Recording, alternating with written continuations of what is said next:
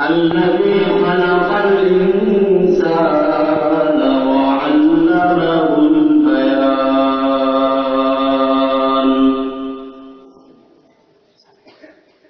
ونشهد أن لا إله إلا الله وحده لا شريك له لا ضد له ولا ند له ولا مثل له ونشهد أن سيدنا وسندنا وحبيبنا وطبيبنا وطبيب قلوبنا وأرواحنا ومولانا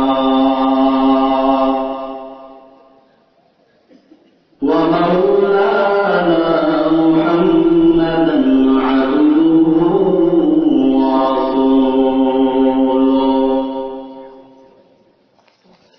الذي أرسله الله تعالى بالحق بشيرا ونذيرا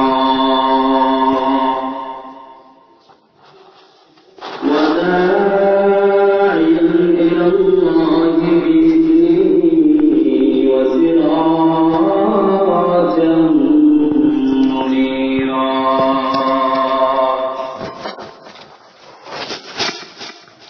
أما بعد فأعوذ بالله من الشيطان الرجيم بسم الله الرحمن الرحيم ربنا رسولا منهم يتلو عليهم آياتك ويعلمهم الكتاب والحكمة ويزكيهم إنك أنت العزيز الحكيم وقال رسول الله صلى الله عليه وسلم تركت فيكم أمرين لن تضلوا ما تمسكتم بهما كتاب الله وسنة رسوله أو كما قال النبي عليه الصلاة والسلام اللهم صل على محمد وعلى آل محمد كما صليت على إبراهيم وعلى آل إبراهيم إنك حميد مجيد اللهم بارك على محمد وعلى آل محمد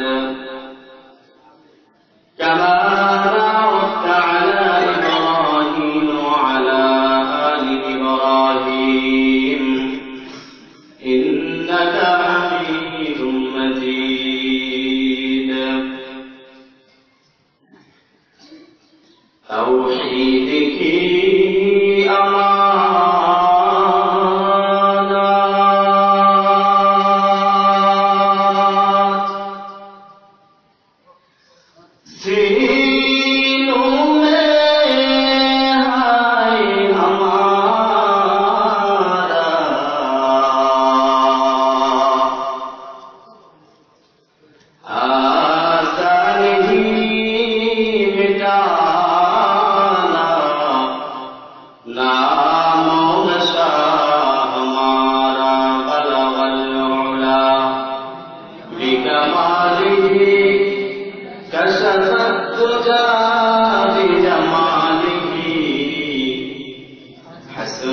جميع خصاله صلوا عليه وآله محمد نے آکر کفر کو مٹایا کفر کو مٹا کر صداقت بتایا بلغ العلا بکمالہ كشف الدجى بجماله حسنت جميع خصاله صلوا عليه وآله الحمد لله ইসলামাবাদ ইসলামী যুব কাফেলার উদ্যোগে আয়োজিত 10 দিনব্যাপী তাফসীরুল কোরআন মাহফিলের সম্মানিত সভাপতি মুআজ্জাজ মুকাররম উলামায়ে কেরাম, সম্মুখপানে উপস্থিত তালিবুল ইলম ছাত্র ভাইয়েরা ও এলাকার মুরব্বিয়ানে আওয়াম, আল্লাহ পাকের দরবারে লাখো কোটি শুকরিয়া যে মহান রব্বুল আলামিন আমাদেরকে তার অন্যান্য বান্দাদের থেকে যাচাই বাছাই করে কোরআন হাদিসের আলোচনার মজলিস, এই গুরুত্বপূর্ণ মজলিসে আমাদেরকে আসার বসার তৌফিক দিয়েছেন। এজন্য সকলে অন্তরের অন্তঃস্থল থেকে আল্লাহ পাকের দরবারে কালিমাতুশ শুকর আদায় করি, আলহামদুলিল্লাহ।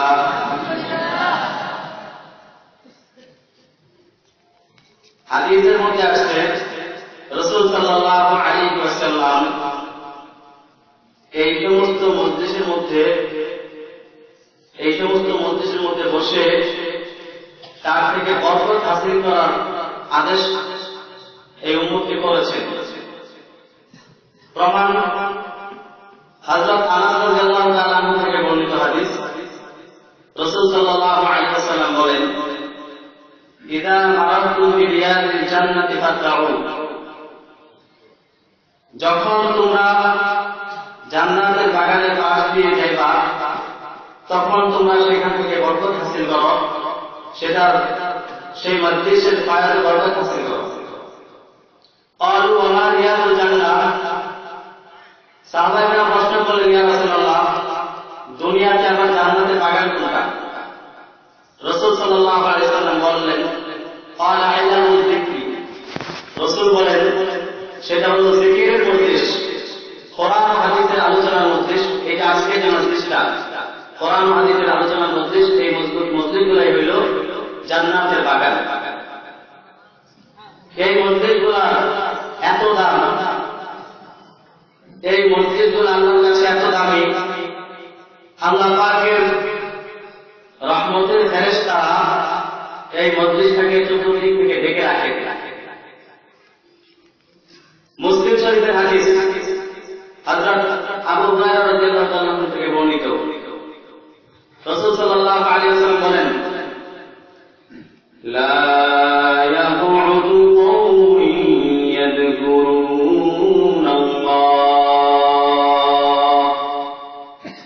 ইল্লা হাফাতহুমুল মালায়েকা ওয়া গাশিয়াতহুমুর রাহমা ওয়া নাযালাত আলাইহিmus সাকিনা ওয়া যাকারাহুমুল্লাহু ফী মান ইনদা।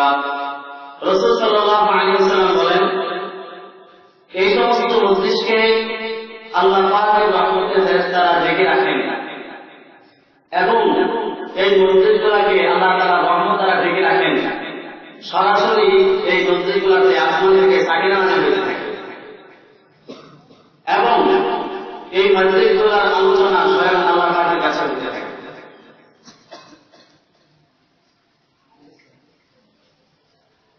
আল্লামা শেখ সাদী রাহমাতুল্লাহি আলাইহি ওনার গুলিস্তান নামক একটা কিতাব আছে, যেটা আমাদের কওমি মাদ্রাসাগুলোতে নাহবে জামাতে পড়ানো হয়।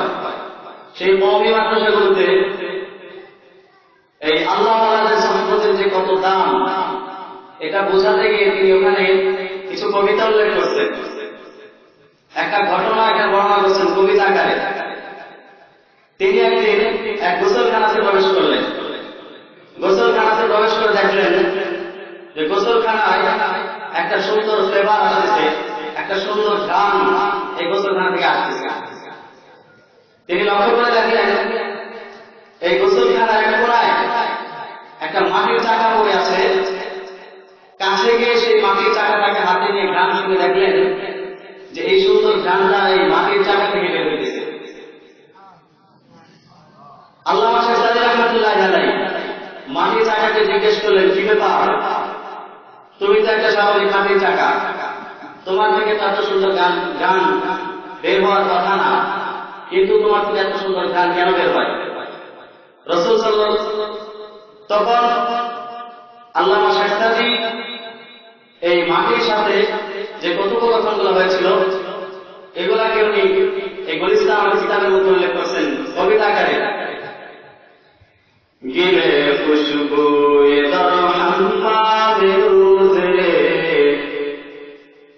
গিলে খুশবুয়ে দরহাম্মামে রোজে, রসিদত দস্ত মাহবুবে বদস্তম বদু গুফতম কে মিষ্টিয়া আবিরি কে আজবুয়ে দিলাবিজে তুমস্তম গুফতামান গিলে না চিজ বুদান ওয়ালেকিন মুদ্দাতে বাগুল নিশাস্তম জামালে হামশি দরমান আতর কা ওয়াগরনা মান হুমা খাকম কে হস্তম।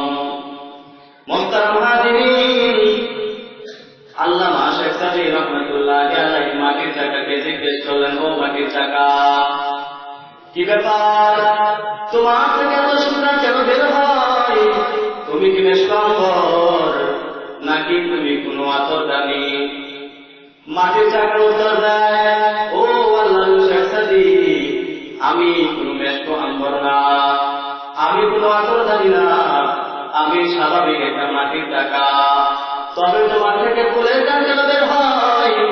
মাটির চাকা বলে, ওই যে ফুলের গাছ দেখা যায়, আমি স্বাভাবিক মাটির চাকা, কিন্তু ফুলের গাছের গোড়ায় থাকার কারণে, ফুলের গাছের সম্পদে থাকার কারণে আস্তে আস্তে ফুলের সুঘ্রাণ আমি মাটির মাঝে চলে আসবে। মুহতারাম হাজিরিন, আল্লামা শেখ সাদী রহমাতুল্লাহ আলাইহি এই ঘটনা বর্ণনা করার মাধ্যমে তামাম পৃথিবীর মানুষদেরকে জানায় দেয়, ও দুনিয়ার মুসলমান ইমানদার, স্বাভাবিক একটা মাটির চাকা ফুলের গাছের গোড়ায় থাকার কারণে, ফুলের গাছের সম্পদে থাকার কারণে ওই মাটির মধ্যে যদি ফুলের সুঘ্রাণ চলে আসতে পারে, তাহলে কোন মানুষ আকল বুদ্ধি বিবেক সম্পন্ন মানুষ সে যখন আল্লাহ ওয়ালাদের সম্পদে বসে, তখন ওই লোকগুলাও আল্লাহ ওয়ালা হয়ে যায়। আল্লাহ ওয়ালাদের মজলিস এখানে আজকে অনেক বড় বড় ওলামায়ে কেরাম আসবেন, ঢাকা থেকে অনেক বড় বড় ওলামায়ে কেরাম আসবেন, এবং এই ব্রাহ্মণবাড়িয়ার অনেক বড় একজন আলেম আল্লামা সাজিদুর রহমান সাহেব, উনিও আসবেন, ওনারা বয়ান করবেন। কাজেই এখনো যারা এদিক সেদিক ঘোরাফেরা করতেছেন তাদের প্রতি আহ্বান জানাচ্ছি, এদিক সেদিক ঘোরাফেরা করে সময় নষ্ট না করে এই আলোচনার উদ্দেশ্যে, কোরআন হাদিসের আলোচনার উদ্দেশ্যে আমরা সবাই এসে বসে যাই।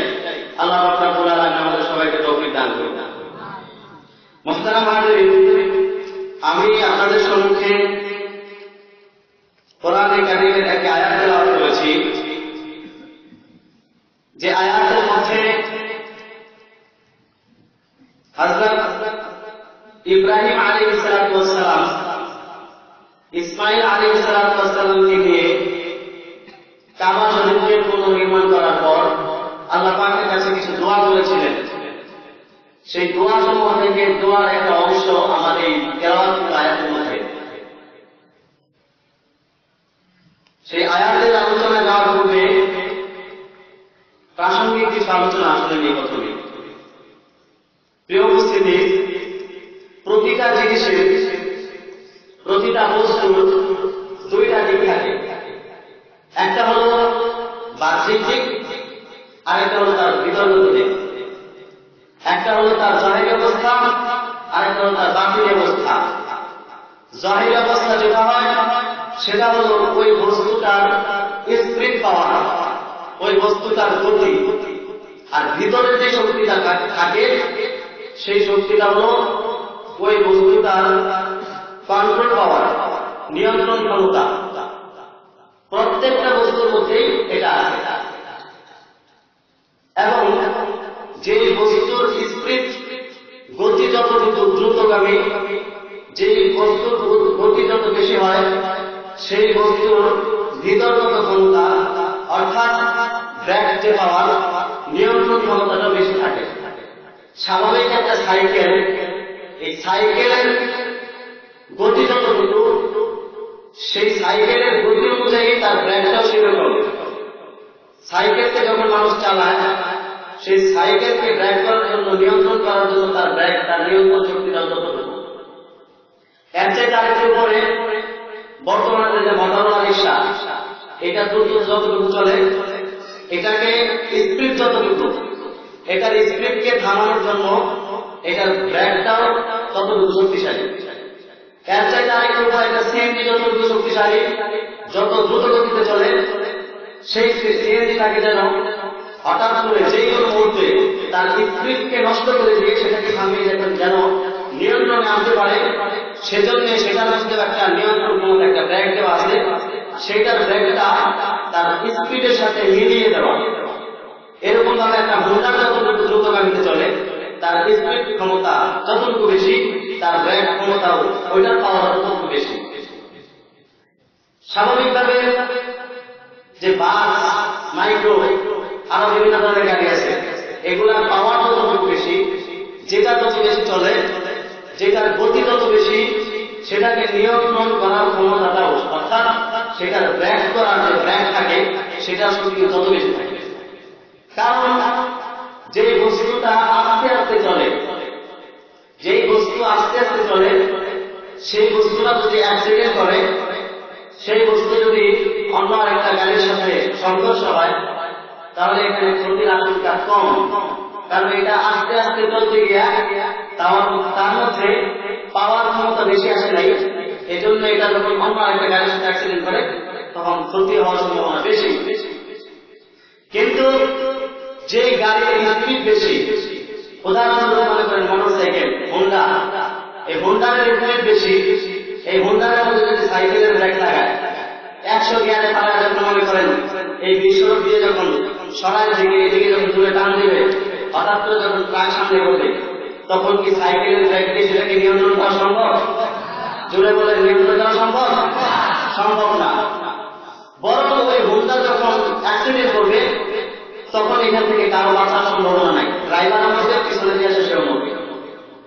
এজন্য যে জিনিসের স্পিড যত বেশি থাকে সেটাকে নিয়ন্ত্রণ করার মতো ব্রেক, তার কন্ট্রোলিং পাওয়ারটা তত বেশি হওয়া দরকার, নয়তো ওই জিনিস থেকে লাভের তুলনায় ক্ষতির আশঙ্কা বেশি।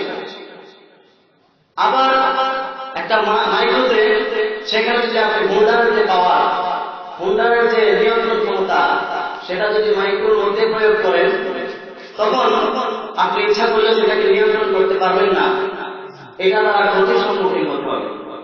ঠিক তদ্রুপভাবে প্রত্যেকটা জিনিসেরই দুইটা দিক, একটা হলো বাহ্যিক, আরেকটা হলো তার বিতর্কিত দিক। বাহ্যিক দিক যত শক্তিশালী হয়, বিতর্কিত তত শক্তিশালী হওয়া দরকার। কেন? বাহ্যিক দিক শক্তিশালী হইলে যখন তার স্পিড ক্ষমতা বেড়ে যায়, তখন সেটাকে নিয়ন্ত্রণ করার মতো শক্তি, সেইরকম শক্তি দিয়া তার বিতর্কিত পাওয়াটা তৈরি করা দরকার, যেন ক্ষতির সম্মুখীন হলে ক্ষতি থেকে বেঁচে সেটাকে নিয়ন্ত্রণে আনা যায়। এরকম ভাবে আমাদের সমাজ, এই সমাজের দুইটা অবস্থা, একটা হলো স্পিড পাওয়ার, গতি, বাহ্যিক অবস্থা, আরেকটা তার বিতর্কিত অবস্থা, স্পিড পাওয়ার না, সেটা হলো তার কন্ট্রোলিং পাওয়ার, নিয়ন্ত্রণ ক্ষমতা। এটাও সমাজের আছে। কিরকম? এক সময় মানুষ বাংলাদেশ থেকে যখন ভারতের সফরে যাইত, তখন এই সামুদ্রিক ভাবে সফর করত, লঞ্চ দিয়া জাহাজ দিয়া সফর করত। তার মানে আস্তে আস্তে সমাজ উন্নত হতে থাকে, যার ফলে মানুষ এখন বিমানে সফর করে। তো বিমান যতটুকু পাওয়ার, তার সেই ব্রেকিং পাওয়ারটা, তার কন্ট্রোলিং পাওয়ারটা তত বেশি। সমাজ দিন দিন অগ্রগতির দিকে যাইতেছে। আমাদের চোখের সামনে যে সমাজ আস্তে আস্তে উঁচু হইতেছে দিন দিন, এটা হলো সমাজের বাহ্যিক অবস্থা। এক সময় মানুষ ফোন করার জন্য এক এলাকা থেকে আরেক এলাকায় যেতে হইত। এখন সুবিধা, সমাজের স্পিড পাওয়ার এত বেড়ে গেছে, সমাজ এখন উন্নতির দিকে এত পরিমাণ ধাবমান, মানুষ ফোন করার জন্য আরেকজনের কাছে যাইতে হয় না, বরং প্রত্যেকটা মানুষের কাছেই নর্মাল থেকে নর্মাল, স্বাভাবিক থেকে স্বাভাবিক একটা ফোন আছে। তার থেকে আরেকটি আগে বর্তমান প্রজন্ম এত উন্নত, মানুষ ফেসবুক, ইন্টারনেট, টুইটার, হোয়াটসঅ্যাপ এবং এই বিভিন্ন জিনিসের মাধ্যমে যে কোনো খবর, যে কোনো সংবাদ, যে কোনো নিউজ সে তার জায়গায় বসে মুহূর্তের মধ্যে জানতে পারে। একটা সময় এরকম ছিল, কোন জায়গায় যখন দুর্ঘটনা ঘটত, ডাকাতি হইত, একজন কারণে গুলি করে মারত, সেটাকে জানার জন্য মানুষ পত্রিকার অপেক্ষা করত, অথবা রেডিওতে শোনার জন্য যাইত, অথবা টিভি দেখার জন্য যাইত, টিভিতে সংবাদ দেখার জন্য। কিন্তু বর্তমান সময় এত উন্নত, এই সমাজের পাওয়ার, স্পিড পাওয়ার এতটুকু বেড়ে গেছে যে মানুষ বর্তমানে যারা নাকি বয়স্ক, যদিও নাকি তারা পত্রিকার জন্য অপেক্ষা করে, কিন্তু ইয়াং জেনারেশন যারা নাকি যুবক, তারা কখনো পত্রিকায় সেই সংবাদ পড়ার জন্য বসে থাকে না, বরং ওই পত্রিকায় আগামীকালকে খবর আসার পূর্বেই ফেসবুকের মধ্যে অথবা ইন্টারনেটে সাহায্যে সে সময় খবরগুলো করে দেয়। ঠিক কিনা বলেন? সমাজ, এটা হলো সমাজের বাহ্যিক অবস্থা, স্পিড পাওয়ার। এই সমাজের স্পিড যেরকম, এই সমাজের স্পিড যত বেশি, সেই সমাজকে নিয়ন্ত্রণ করার জন্য সেই সমাজের একটা কন্ট্রোল পাওয়ার দরকার। সেই সমাজকে ব্র্যান্ড করার মতো একটা কন্ট্রোল পাওয়া দরকার। আর সেটা হলো মানুষের ভিতরগত অবস্থা, মানুষের অন্তর, মানুষের কলব, মানুষের তাকওয়া। এই সমাজের পাওয়ারে পড়ে, সমাজের স্পিরিটে, সমাজের স্রোতে গা ভাসিয়ে বহু যুবক এই ডিজিটাল জমানা করে সে তার ঈমান আকীদাকে নষ্ট করতেছে। এই সমাজের এই স্পিড পাওয়ার পরে এই সমাজের এই গতিময়তা, সমাজের এই উপর থেকে উঠে আসা, সেটা সমাজকে ভালো কিছু দিতে পারে নাই, বরং এই সমাজের মধ্যে ঘা ভাসিয়ে অনেক লোক এই ফেসবুক, ইন্টারনেট, এই সমস্ত জিনিসের মধ্যে পড়ে অনেক ধরনের ক্ষতির সম্মুখীন হইতেছে, যেগুলো আগে হইত না।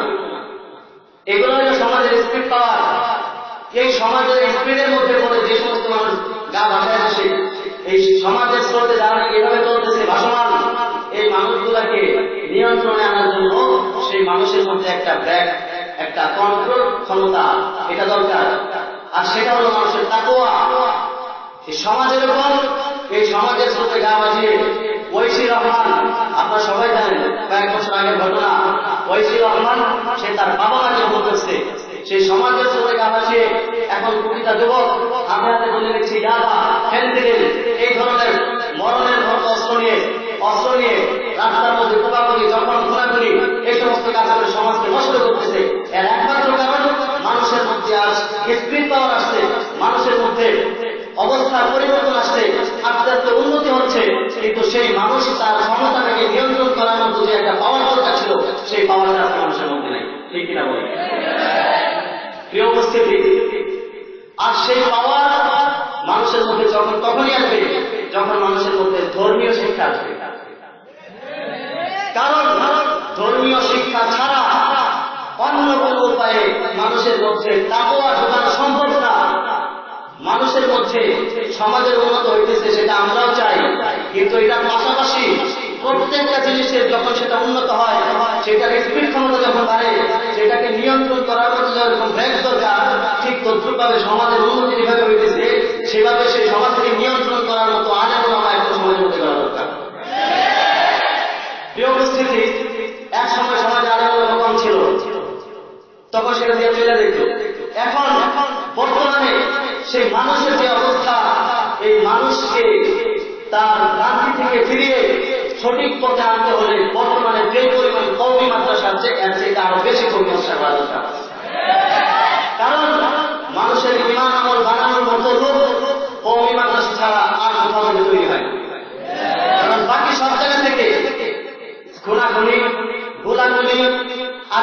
কিভাবে হত্যা করবে, আরেকজনের মাল কিভাবে আত্মসাৎ করবে, এই সমস্ত জিনিস শিক্ষা দেওয়া হয়। আর কওমি মাদ্রাসা এমন একটা মাদ্রাসা, যে মাদ্রাসা থেকে কখনো আরেকজনের মাল আত্মসাৎ করার কথা শিক্ষা দেওয়া হয় না, যেই মাদ্রাসা থেকে সুদ খাওয়ার কথা শিক্ষা দেওয়া হয় না, যেই মাদ্রাসা থেকে মানুষকে ঘুষ খাওয়ার জন্য উদ্বুদ্ধ করা হয় না, বরং এই মাদ্রাসায় এমন শিক্ষা দেওয়া হয় যে শিক্ষা পেয়ে ঘুষখোর ঘুষ খাওয়া ছেড়ে দেয়, যে শিক্ষা পেয়ে সুদখোর সুদ খাওয়া ছেড়ে দেয়, মদখোর মদ খাওয়া ছাড়ে, গাঁজাখোর গাঁজা খাওয়া ছাড়ে, এমনকি ওই মানুষটা অবশেষে আল্লাহওয়ালা হয়ে যায়। আল্লাহওয়ালাদের সম্পদ থেকে ওই একটা ভালো মানুষে পরিণত হয়। এই সব কিছু একমাত্র কওমি মাদ্রাসার অবদান, এই সব কিছু একমাত্র কওমি মাদ্রাসার অবদান। এই উপস্থিতি বর্তমানে সমাজের বিপরীতে করে মানুষ এরকম হয়ে গেছে, একটা ছাত্র যখন স্কুলের পরীক্ষা দেয়, এসএসসি পরীক্ষা অথবা ইন্টারমিডিয়েট পরীক্ষা দিল, পরীক্ষা রেজাল্ট যখন বের হয়েছে দেখে যে সে পাস করতে পারে না, তখন কি করে? সমাজ থেকে তার লজ্জাকে মুছে ফেলার জন্য বলে কি আমার এই বোকা সমাজকে দেখাবো না, সে আত্মহত্যা করে, বিষ পান করে, গলায় রশি দেয়, অথবা পাড়া থেকে ঝাঁপ দিয়ে ধরে গাড়ি দিতে করে। এই ধরনের অঘটন কেন ঘটায়? ওই ছেলেটা, ওই মেয়েটা, ওই যুবকটা, ওই যুবতীটা সমাজের পাওয়ারে পড়ে সে শুধু সমাজের স্পিড পাওয়ারকে দেখছে, তার ভিতরে একটা নিয়ন্ত্রণ ক্ষমতা তাকওয়া দরকার ছিল, এটা তার মধ্যে নাই। এই জন্য সে এই জিনিসের মধ্যে দেখতেছে। যদি তার ভিতরে তাকওয়া থাকতো তখন সে চিন্তা করতো আমি কি করতেছি, দুনিয়ার স্বাভাবিক একটা জিনিস পরীক্ষায় বের করছি, এই জন্য লজ্জা পাবো। এই লজ্জা পাওয়ার থেকে বাঁচার জন্য নিজের গলায় রশি দিয়া অথবা বিষ পান করে অথবা আগুনে ঝাঁপ দিয়া অথবা নিজেকে নিজের চাকরি দিয়া করে যেভাবে আত্মহত্যা করে সে চিরস্থায়ীভাবে জাহান্নামী হয়। কারণ কি? সে সেই স্বাভাবিক লজ্জা থেকে বাঁচার জন্য এর থেকে আরো বড় একটা লজ্জাজনক জিনিস, চিরস্থায়ীভাবে সে জাহান্নামী হবে। মরার সময় কবিরা গুনাহ করে বসছে, এই অবস্থায় কেন যায়? এর একমাত্র কারণ হচ্ছে তার স্পিরিট আছে, স্পিরিট পাওয়ার আছে, কিন্তু নিয়ন্ত্রণ ক্ষমতা নাই। এজন্য আমি আমার উস্তাদের কাছে শুনছি ঐশী রহমানকে, যে তার বাবা মাকে খুন করছে, বাবা মাকে একসাথে ধরে জবাই করছে, তাকে কারাগারে রেখে বিভিন্ন ভয় দেখিয়ে ওই দুনিয়ার জাগতিক শিক্ষা দ্বারা, দুনিয়ার মানে যত ধরনের কৌশল দরকার সবকিছু দ্বারা তাকে লাইনে আনতে পারে নাই।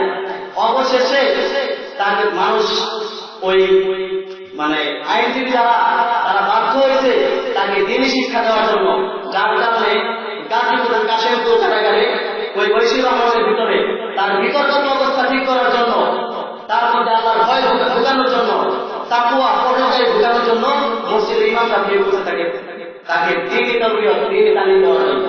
এই সমস্ত জিনিস থেকে বোঝা যায় মানুষের বিতর্কত অবস্থা ঠিক করতে হলে সমাজের মধ্যে যে সমস্ত ফেতনা পাতার বর্তমানে হইতেছে, খুনাখুনি, রাহাজানি, মানুষ মারামারি, প্রতিদিন দৈনিক যে কোনো ঘটনা সমাজের মধ্যে ঘটতে আছে, পত্রিকা খুললে দেখা যায় একটা না একটা খুনাখুন হইতে থাকে।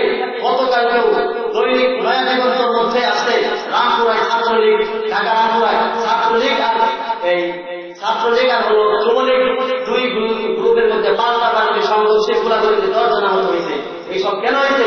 সমাজের স্পিডে পড়ে তারা এই ধরনের গুনার কাজে জড়াইতেছে, কিন্তু তাদের যে একটা পাওয়ার, কন্ট্রোলিং পাওয়ার, তার যে একটা নিয়ন্ত্রণ ক্ষমতা, সেই তাকওয়া তার মধ্যে নাই।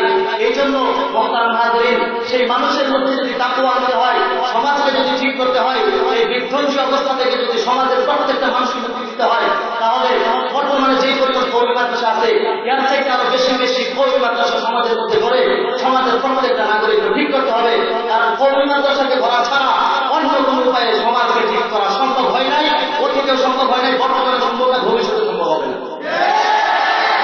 এই উপস্থিতি কিন্তু বর্তমানে খুবই দুঃখজনক ভাবে বলতে হয়, এক শ্রেণীর লোক আছে তারা বলে কওমি মাদ্রাসায় নাকি জঙ্গি ট্রেনিং দেওয়া হয়। কি বলেন? আপনারা ইসলামাবাদের মানুষ, এই ইসলামাবাদ মাদ্রাসা থেকে জঙ্গি বের হয়েছে কয়েকটা, কেউ দেখছেন এই পর্যন্ত? আরো জুড়ে বলেন দেখছেন? তাহলে যারা এই সমস্ত কথা বলে কেন বলে? তারা বাস্তব অবস্থা জানে না। কওমি মাদ্রাসায় যদি ঢুকতো, উলামায়ে কেরামের সহবতে যদি সময় কাটাইতো, মাদ্রাসার মধ্যে এসে মাদ্রাসায় কি শিক্ষা দেওয়া হয় সেগুলো যদি দেখতো, তাহলে জীবনে কোনদিন বলতো না যে কওমি মাদ্রাসায় জঙ্গি ট্রেনিং দেওয়া হয়। তাহলে তারা হাকিকত যদি বুঝতে হয় মাদ্রাসায় আসতে হবে, এছাড়া বোঝার কোনো উপায় নাই। বাহির থেকে লাফালাফি করলে কাজ হবে না, ভিতরে এসে তাদেরকে দেখতে হবে। নামাজের বাহির থেকে হুকমা দিলে যেরকম হুকমা গ্রহণ করা হয় না, বরং যদি ইমাম সাহেব গ্রহণ করে নামাজ বাতিল হয়ে যাবে। ঠিক তদ্রুপ ভাবে কওমি মাদ্রাসা সম্পর্কে পরিপূর্ণ বিস্তারিত তথ্য না নিয়া, কওমি মাদ্রাসার মধ্যে না আইসা, কওমি মাদ্রাসার মধ্যে সময় না কাটাইয়া, উলামায়ে কেরামের সহবতে সময় না কাটাইয়া, কওমি মাদ্রাসার মধ্যে কওমি মাদ্রাসায় কি শিক্ষা দেওয়া হয় এটা বিস্তারিত তথ্য না জেনে যারা নাকি বলে কওমি মাদ্রাসার মধ্যে জঙ্গি ট্রেনিং দেওয়া হয়, আসলে তারা মাদ্রাসার খবর জানে না। এরা হচ্ছে খালি খালি দেখায় ছাগলের 3 নাম্বার বাচ্চা। ছাগলের 3 নাম্বার বাচ্চা যেরকম বাকি দুটা দুধ খাওয়ার পরে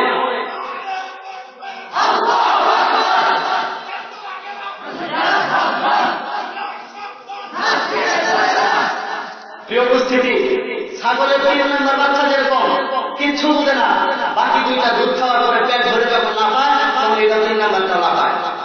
আরে বাকি দুইটা ছাগল সে তো পেট ভরছে দুধ খায়, এই জন্য লাফাইতেছে, তার পেট ভরে গেছে, কিন্তু এই 3 নাম্বার লাফাইবে বাকি লাফাইতেছে, তার হবে লাফাইতেছি। ঠিক তদ্রুপভাবে আরো সমাজের মধ্যে এমন কিছু লোক আছে যারা ইহুদি খ্রিস্টানদের দালালেরা কওমি মাদ্রাসা থেকে সঠিক তথ্য না জেনে, কওমি মাদ্রাসায় কি শিক্ষা দেওয়া হয় এগুলো না জেনে, কওমি মাদ্রাসায় জঙ্গি ট্রেনিং দেওয়া হয়, এই সমস্ত গুদা করতে থাকে সমাজের মধ্যে। এই উপস্থিতি এইসব কেন করে, এর কারণ কি, সেই প্রেক্ষাপটকে সামনে নিয়ে আমি আপনাদের সঙ্গে একটি আয়াত আছে তেলাওয়াত করেছি। সূরাতুল বাকারার 129 নম্বর আয়াতের মধ্যে আল্লাহ পাক রব্বুল আলামিন বলেন, হযরত ইব্রাহিম আলাইহিস সালাম কাবা শরীফকে পুনর্নির্মাণ করার পরে ইসমাঈল আলাইহিস সালামকে সাথে নিয়ে আল্লাহর কাছে কিছু দোয়া করেছিলেন কাবা শরীফের সামনে দাঁড়িয়ে। সেই দোয়ার শেষে দোয়া করেছিলেন, সেই দোয়ার একটা অংশ আমরা আজকে তেলাওয়াত করতে আয়াত উল্লেখ আছে। ইব্রাহিম আলাইহিস সালাম আল্লাহর কাছে দোয়া করলেন, হে আল্লাহ, তুমি আমার এই প্রিয় ছেলে, আমার ছেলে ইসমাঈলের বংশে এমন একজন নবী পাঠাও, যে নবী 4টা কাজের মাধ্যমে উম্মতকে হেদায়েতের দিকে ডাকবে, 4 কাজের মাধ্যমে উম্মতকে হেদায়েত দিবে, দ্বীনের দিকে ডাকবে। সেই 4 কাজ কি? 1 নাম্বার, ইয়াতলু আলাইহিম আয়াতিক, তোমার আয়াতগুলোকে জনসম্মুখে, মানুষের সম্মুখে তোমার আয়াতকে অর্থাৎ তোমার কোরআনকে তেলাওয়াত করবে। 2 নাম্বার, ওয়াইআলামুল কিতাবা, এবং সেই মানুষকে কিতাব শিক্ষা দেবে, কোরআনের শিক্ষা দেবে। 3 নাম্বার, ওয়াল হিকমাতা, তাদেরকে হিকমত তথা কোরআনের কৌশল, অর্থাৎ এটা তার উদ্দেশ্য হাদিস, যারা হাদিস শিক্ষা দেবে, সমাজের মানুষকে হাদিস শিক্ষা দেবে। 4 নাম্বার, ওয়ায়ুযাক্কিহিম, তাদেরকে পবিত্র করবে, তাদের নাপাক আত্মাকে পবিত্র করবে। এরকম একজন নবী পাঠাইবা যে নবী 4টা গুণ থাকবে। 1 নাম্বার, যে নবী কোরআনের কারিম তেলাওয়াত করবে। 2 নাম্বার, যে নবী জাতিকে কোরআনের কারিম শিক্ষা দেবে।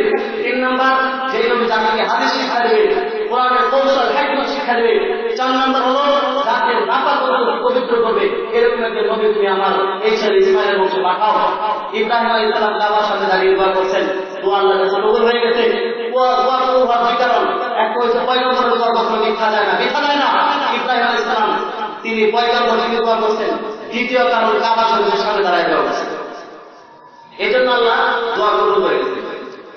এবং সে মধ্যে ইব্রাহিম আলাইহিস সালামের ছেলে ইসমাঈলের বংশে আল্লাহ পাক রব্বুল আলামিন ইসমাঈল আলাইহিস সালামের আওলাদ বংশধর কুরাইশ বংশে আখির জামানের পয়গম্বর মুহাম্মদ সাল্লাল্লাহু আলাইহি ওয়াসাল্লামকে প্রেরণ করেছেন। ইব্রাহিম আলাইহিস সালামের 2 জন ছেলে ছিল, এক ছেলের নাম ইসমাঈল, আরেক ছেলের নাম হযরত ইসহাক আলাইহিস সালাম। হযরত ইসহাক আলাইহিস সালামের বংশে আল্লাহ পাক রব্বুল আলামিন যুগে যুগে বহু নবী রাসূল প্রেরণ করেছেন, কিন্তু দ্বিতীয় ছেলে ইসমাঈলের বংশে হাজার হাজার বছর কোন নবী পাঠান নাই। সর্বশেষ গিয়া সর্বশ্রেষ্ঠ নবী আপনার আমার প্রিয় পয়গম্বর মুহাম্মদ সাল্লাল্লাহু আলাইহি ওয়াসাল্লামকে প্রেরণ করেছেন। এখন তার বিষয় হলো ইসহাক আলাইহিস সালামের বংশে আল্লাহ অনেকজন পাঠিয়েছেন, যেরকম তার বংশে একজন নবী আসলে ইসহাক আলাইহিস সালামের বংশে ইয়াকুব আলাইহিস সালাম। ইয়াকুব আলাইহিস সালামের এক নাম হলো ইসরাইল। ইয়াকুব আলাইহিস সালামের এক নাম হলো ইসরাইল। ইসরাইল শব্দ এটা হিব্রু শব্দ, যার অর্থ হলো আল্লাহর গোলাম। ইসরাইল ইয়াকুব আলাইহিস সালামের নাম। এই ইসরাইল ইয়াকুব আলাইহিস সালামের বংশে আল্লাহ রাব্বুল আলামিন অনেক নবী পাঠিয়েছেন, যাদেরকে আমরা জানি বনি ইসরাইল, মানে ইয়াকুব আলাইহিস সালামের বংশধর বলি। তার মাঝে আল্লাহ পাক একজন নবী পাঠিয়েছেন ইয়াকুব আলাইহিস সালামের বংশে, একজনের নাম হলো হযরত ঈসা আলাইহিস সালাম, যাকে আল্লাহ রাব্বুল আলামিন নিজের কিতাব দান করেছেন।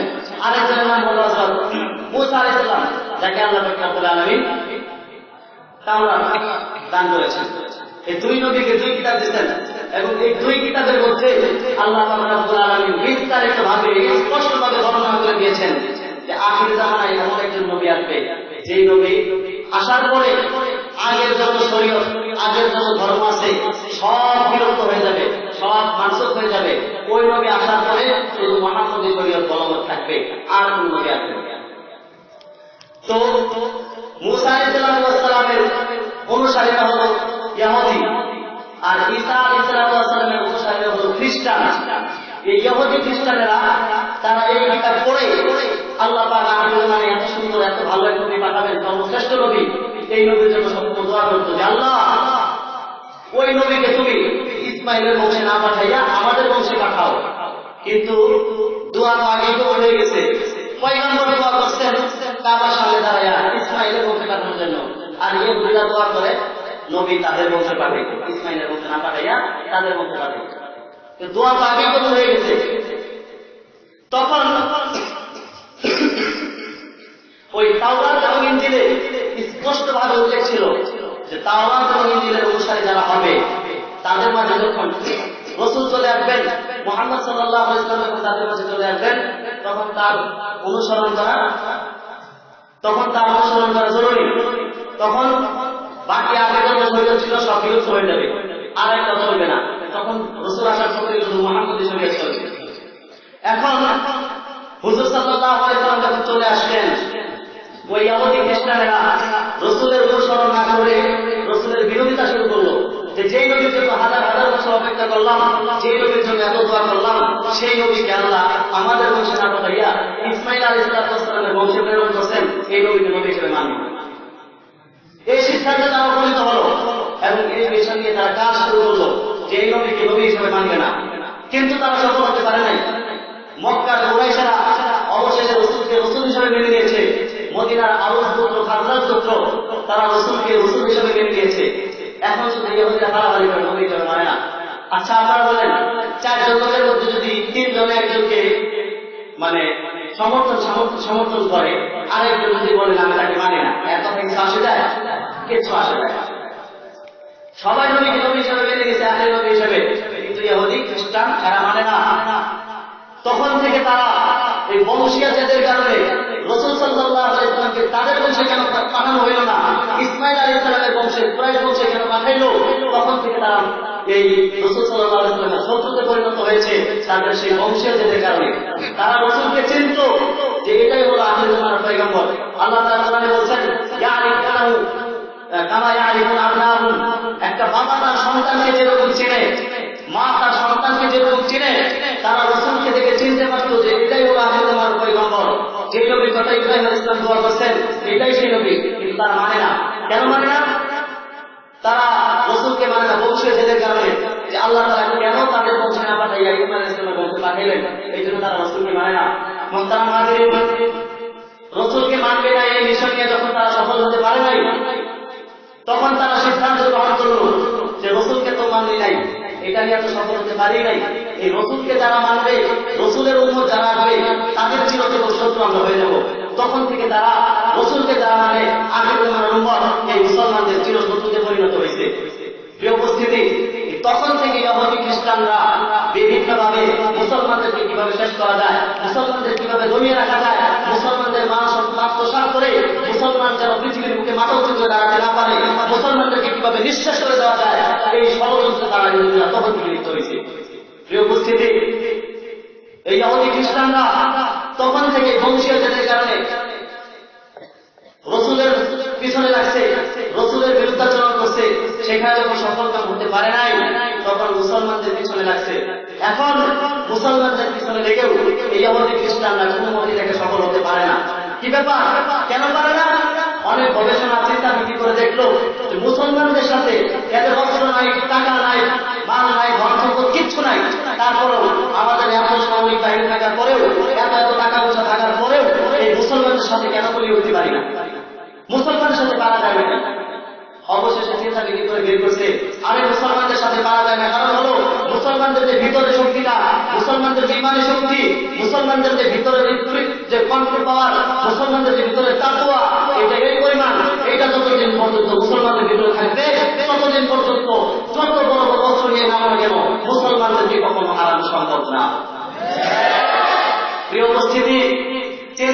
করে দেখলো কি ব্যাপার, এই সাধারণ মুসলমানদের ভিতরে তাদের এই পাওয়ার কোথায় কারা? আর এই মুসলমানের মধ্যে ইমানের শক্তি কারা বাড়ায় দেয়? মুসলমানদের মধ্যে ইমান শক্তি কেন বাড়ে? অবশেষে চিন্তাকে কি করে বের করলে, আরে আসলে তো মুসলমানদের যে ইমান শক্তি বাড়ে, মুসলমানদের মধ্যে ইমানি পাওয়ার চলে আসে, এটা তো এক শ্রেণীর লোক এদের ভিতরে সবসময় মেহনত করে। তারা করে ওলামায়ে কেরাম করে, মাদ্রাসার ছাত্ররা করে। কি ব্যাপার, এই ওলামায়ে কেরাম নাকি মেহনত করে কওমি মাদ্রাসা, ওলামায়ে কেরাম মেহনত করে এই মানুষের পাওয়ার বাড়ায় দেয়, মানুষের শক্তি বাড়ায় দেয়, এই দুর্বল মানুষরা সফল হয়ে যায়, যার কারণে আমরা এই খ্রিস্টানরা এদের বিরুদ্ধে কখনো দোয়া করতে পারি না। কি ব্যাপার, কেন পারি না? ওলামায়ে কেরামের কারণে। আর ওলামায়ে কেরাম কোথা থেকে বের হয়? ওলামায়ে কেরাম কওমি মাদ্রাসা থেকে বের হয়। তো ঠিক আছে, তাহলে মুসলমানদেরকে যদি অধঃপতন নামাইতে হয়, মুসলমানদের অধঃপতন যদি আনতে হয়, মুসলমানদের নাম যদি পৃথিবী থেকে নিঃশ্বাস করে দিতে হয়, মুসলমানদের পৃথিবীতে মাথা উঁচু করে না দাঁড়াতে পারে, এই সিস্টেম যদি করতে হয়, অন্য কোনো উপায় পাওয়া যাবে না। অস্ত্রে বলে বলিয়ান হয়ে মুসলমানদেরকে কখনো দমানো যাবে না। মুসলমানদের ভিতর যে ইমানি স্পিরিট আছে, ইমানি পাওয়ার আছে, সেটাকে কখনো দমন করতে হবে। সেটাকে দমন করতে হলে উলামায়ে কেরাম শেষ করতে হবে। আর উলামায়ে কেরাম যদি শেষ করতে হয়, তাহলে পৃথিবীর আনাচে কানাচে, বিশ্বের আনাচে কানাচে যত কওমি মাদ্রাসা আছে সবগুলোকে বন্ধ করতে হবে। প্রিয় উপস্থিতি, এই তখন থেকে এই ইহুদি খ্রিস্টানরা মুসলমানদেরকে শেষ করার জন্য, এই কওমি মাদ্রাসাগুলোকে বন্ধ করার জন্য বিভিন্ন ভাবে চক্রান্ত করে আসছে। আমাদের সামাজিক ভাবে, রাষ্ট্রীয় ভাবে, আন্তর্জাতিক পর্যায় পর্যন্ত কওমি মাদ্রাসাগুলোকে বন্ধ করার জন্য, কওমি মাদ্রাসাগুলোকে শেষ করে দেওয়ার জন্য চেষ্টায় লিপ্ত হয়েছে।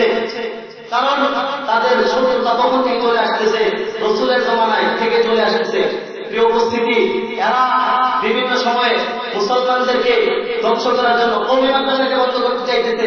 এখন কওমি মাদ্রাসা তো বন্ধ করা সম্ভব না, কারণ কওমি মাদ্রাসাকে প্রত্যেকটা মানুষ, সমাজের মানুষ, সে রিক্সা চালক হোক, ড্রাইভার হোক, ইমাম হোক, মুয়াজ্জিন হোক, কৃষি হোক, যে চাকরি হোক, যে মানুষ হোক না কেন, প্রত্যেকটা আল্লাহ থেকে আত্মসমর্পণ করে কওমি মাদ্রাসার মহব্বত, দ্বীনের শিক্ষার মহব্বত তাদের জানের চাইতে বেশি। ঠিক কিনা বলে? এই কারণেই কওমি মাদ্রাসাকে যতভাবে সহযোগিতা করা দরকার, ছাত্রদেরকে বাড়িতে বোঝেন দিয়া মাদ্রাসায় দান সৎকার করে, কোরবানির সময় পশুর চামড়া নিজের কাঁধে বহন করে মাদ্রাসায় দিয়া মাদ্রাসার উন্নত যেন হয়, এইভাবে মানুষ চেষ্টা করে যাইতেছে। এখন চিন্তা করলো কওমি মাদ্রাসাকে যদি বন্ধ করতে হয়, সরাসরি মাদ্রাসার উপর হামলা করতে মাদ্রাসাকে বন্ধ করা যাবে না। কিভাবে করতে হবে?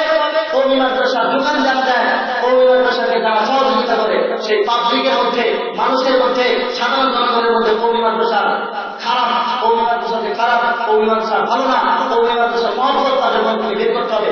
কিভাবে বের করতে হবে? গুজব ছড়ানো শুরু করছে, আস্তে আস্তে গুজব শুরু করছে, কওমি মাদ্রাসাকে জমি কেটে দেওয়া হয়। এইভাবে বিশ্বাস কিভাবে করাবে? সমাজের মধ্যে বিভিন্ন ইহুদি খ্রিস্টানরা তাদের এজেন্ডা নিয়োগ করেছে। কিভাবে? দাড়ি, টুপি, পাঞ্জাবি, পরিপূর্ণ সুন্নতের লেবাস লাগিয়ে, সুন্নতের উপর চলে না, কিন্তু সুন্নতের লেবাস লাগিয়ে সমাজের মধ্যে বোমা মারে, রাস্তার মধ্যে ককটেল মারে, মানুষের ক্ষতি করে। এগুলা আসলে কোন কওমি মাদ্রাসার উলামায়ে কেরাম করে না, বরং এগুলো ওই ইহুদি খ্রিস্টানদের পাঠানো, ইহুদি খ্রিস্টানদের দালালেরা করে। উপস্থিতি, আজকে আমি আপনাদের স্পষ্টভাবে বলে দিতে চাই, কওমি মাদ্রাসাকে কলঙ্কিত করার জন্য, কওমি মাদ্রাসাকে মানুষের চোখে খারাপ করার জন্য যারা তৎপরতায় লিপ্ত হয়েছে, আল্লাহর কসম করে বলি, পৃথিবীর শুরু থেকে নিয়ে আজ পর্যন্ত ইসলামকে মিটিয়ে দেওয়ার জন্য, ইসলামী শিক্ষাকে মিটিয়ে দেওয়ার জন্য বহু দল, এর থেকে আরো বড় বড় ক্ষমতাসীন দল বর্তমান বিশ্বে যারা নাকি ক্ষমতায় আছে, এর থেকে আরো বড় বড় শক্তিধর পার্টি, এর থেকে আরো বড় বড় শক্তিধর চেষ্টা করছে, কিন্তু সফল হতে পারে নাই। আজও তারা কওমি মাদ্রাসাকে বন্ধ করার জন্য, মানুষকে বিভ্রান্ত করার জন্য, কওমি মাদ্রাসার প্রতি মানুষের ঘৃণা তৈরি করার জন্য অপতৎপরতায় লিপ্ত হয়েছে।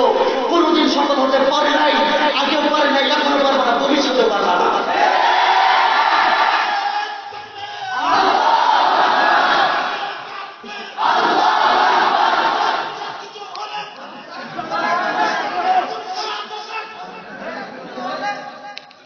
উপস্থিতি, এই ইহুদি খ্রিস্টানরা তখন থেকে এই মাদ্রাসাগুলোকে বন্ধ করা অপতৎপরতায় লিপ্ত হয়েছে। আমরা স্পষ্টভাবে বলে দিতে চাই, হে ইহুদি খ্রিস্টানের দালালেরা, বাংলার জমিনে যারা এখন অবস্থান করতেছ, ইহুদি খ্রিস্টানের দালালেরা স্পষ্টভাবে শুনে রাখো,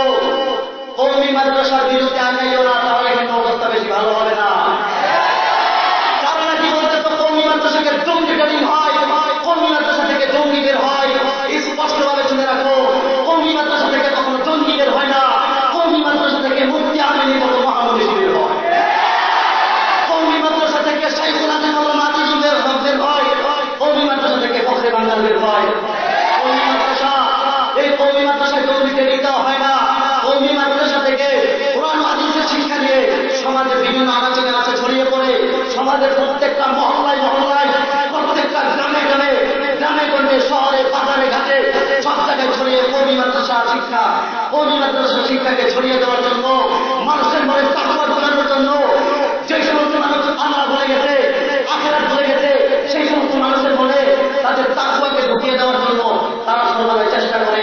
কওমি মাদ্রাসা কখনো মানুষের অমঙ্গল কামনা করে না। এই উপস্থিতি, এই কওমি মাদ্রাসা থেকে শিক্ষা গ্রহণ করে কিভাবে সমাজকে সুন্দরভাবে চালানো যায়, সমাজের মধ্যে কিভাবে ফিতনা ফাসাদ নির্মূল হবে, সমাজ থেকে কিভাবে ফিতনা ফাসাদ দূর হয়ে যাবে, কওমি মাদ্রাসায় সর্বদা এই শিক্ষা দেওয়া হয়। সর্বোপরি তোমাদের মতো নাখান্দা, তোমাদের মতো বেয়াদব, যারা বাবা মার জানাজা পড়ানোর মতো সমর্থ তোমাদের নাই, কওমি মাদ্রাসা থেকে এমন আলেম ওলামা তৈরি করা হয় যারা তোমাদের বাবা মার জানাজা পড়ানোর জন্য চায়। এই উপস্থিতি, কাজেই সমাজের প্রত্যেকটা সাধারণ মুসলমানকে উদারতা আহ্বান জানাচ্ছি, কওমি মাদ্রাসার বিরুদ্ধে যারা নাকি এইরকম স্লোগান দেয় তাদের কথায় পড়বেন না, তাদের কথায় পড়বেন না, ঈমান আমল নষ্ট করবেন না। কারণ আপনাদের চোখের সামনে আপনারা দেখতেছেন কওমি মাদ্রাসা থেকে বাস্তবে আসলে কওমি মাদ্রাসায় ঢুকে দেখেন, ওলামায়ে কেরামের সহবতে এসে দেখেন কওমি মাদ্রাসা থেকে কখনো জঙ্গি বের হয় না, বরং কওমি মাদ্রাসা থেকে হক্কানি আলেম বের হয়, যারা সমাজের প্রতিটা মানুষকে দ্বীনি শিক্ষা দেয়, মানুষের অন্তরগুলোকে পবিত্র করে। নারায়ে তাকবীর, নারায়ে তাকবীর। আল্লামা সাজিদুর রহমান সাহেবের আগমন ইসলামাবাদের পক্ষ থেকে, কাবুলি জনতার পক্ষ থেকে, মোতামির সাহেবের পক্ষ থেকে নারায়ে তাকবীর। প্রিয় উপস্থিতি, সর্বশেষ আপনাদের সবাইকে উদাত্ত আহ্বান জানাচ্ছি, ওই সমস্ত বলি যারা ওড়ায় তাদের কথায় না পড়ে, তাদের কথায় না পড়ে কওমি মাদ্রাসার হাকিকত কি সেটার ভিতরে ঢুকে জানার চেষ্টা করেন, সেটার ভিতরে জানার চেষ্টা করেন। আগলে 3 নম্বর মাদ্রাসা যেরকম খালি খালি লাফায়, বাকি দুইটা লাফাইতেছে, এই কারণে লাফায়। মুসলমানদের الذي خلق الإنسان وعلمه البيان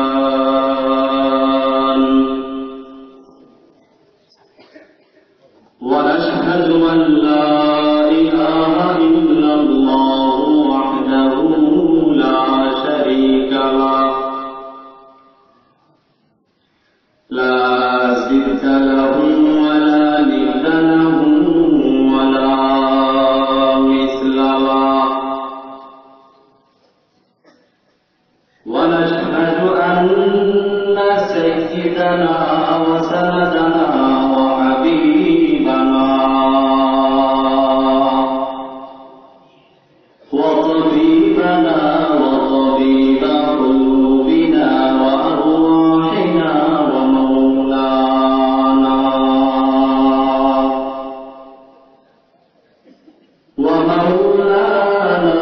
محمدا